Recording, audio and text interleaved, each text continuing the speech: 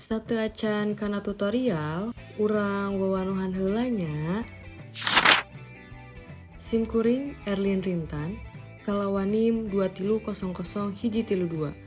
Ieu video dijieun pikeun nyumpunan ujian akhir semester dina mata kuliah Teknologi Digital dina Pangajaran Basa anu diampu ku Bapak Haris Santosa Nugraha MPD, Prodi Pendidikan Bahasa Sunda, Fakultas Pendidikan Bahasa dan Sastra, Universitas Pendidikan Indonesia.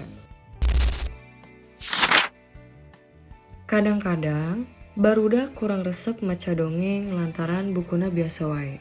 Tampilana kurang ngirut, kukituna barudak leuwih milih main game atawa nonton video tibatan maca carita. Nanging ayeuna mah aya solusi anu hade, nyaeta ngagunakeun book creator. Ngaliwatan book creator, guru bisa nyieun buku digital anu desainna HD pisan. Barudak oge leuwih sumanget tu resep maca. Lantaran isi bukuna henteu teks wae, tapi interaktif jeung pikaresepeun.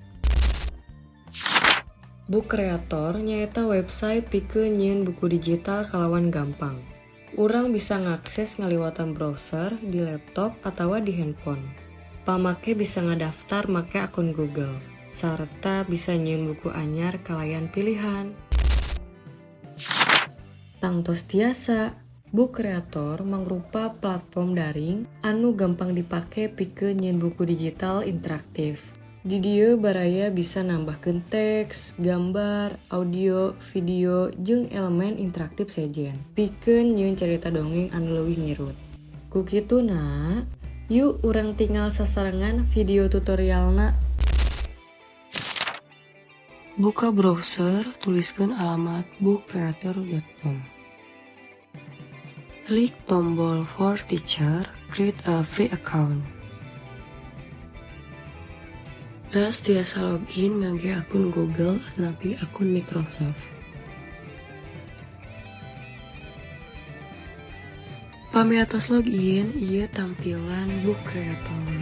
Pami bade ngadamel buku, klik tombol New Book di luhur.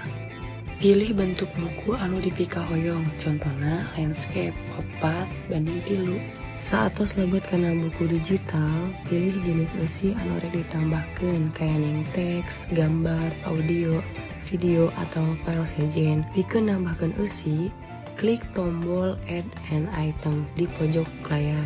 Kusabab simkuring bade ngagunakeun Canva kanggo desainna, pilih menu Add Apps serta pilih Canva dina daftar aplikasi anu aya. Saatos lebet kena aplikasi Canva, di dieu simkuring langsung milarian gambar kanggo dijadikeun background.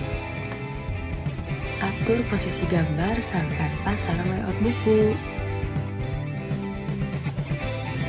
Saatos beres, klik menu elemen kanggo nambahkeun elemen supaya desain buku digital lebih menarik. Saatos kitu teras elemenna dirapihkeun. Tambihkeun teks kanggo judul dongeng anu bade dicaritakeun. Sesuaikeun jenis font anu bade dianggo. Di dieu kanggo judul simkuring ngangge jenis font Guerilla. Saatos rengseng edit desainna, pencet tombol Add to Book pikeun nambihan desain kana buku digital secara otomatis. Pami gambar ratos aya, teras tambahkeun halaman anyar pikeun neruskeun carita. Diwangsulan deui dugi karekse. Carana saputos tadinya. Nah, ieu buku digital anu parantos rengseng. Ngaliwatan book creator, guru tiasa ngadamel buku digital anu desainna sae pisan, lengkap sareng gambar warna-warni. Ieu contoh buku digital anu parantos rengseng. Eusina sapertos contoh di luhur. Saatos rengseng ngadamel buku, klik tombol share pikeun ngabagi link buku digital ka murid. Baraya tiasa ngabagi link ieu ngaliwatan WhatsApp, email, atawa media sosial sejen. Pikeun ngunduh buku, pilih opsi download atawa print. Pikeun nyimpen buku dina format PDF. Nah nya video tutorial anu kusimkuring jieun teh parantos rengse. Mugia ieu video teh tiasa manfaat pisan kanggo baraya Sunda sadayana. Hatur nuhun sadayana.